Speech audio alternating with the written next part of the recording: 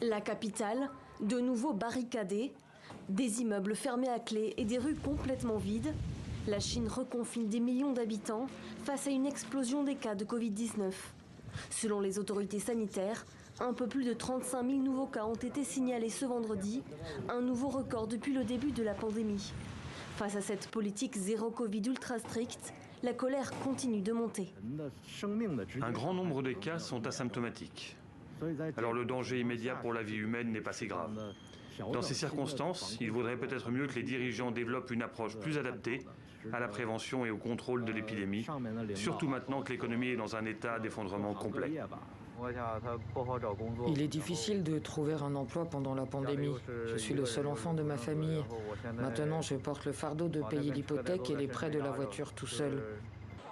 À un peu plus de 500 km de là, dans la province du Henan, ce sont 6 millions de personnes qui sont ici aussi reconfinées depuis hier.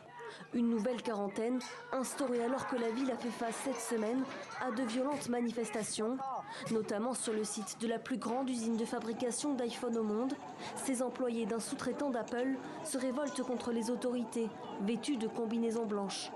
Excédés par ce qui est maintenant ouvertement dénoncé comme une dictature sanitaire qui les oblige à travailler à l'usine la journée, mais à rester confinés dans des immeubles qui leur sont affectés la nuit.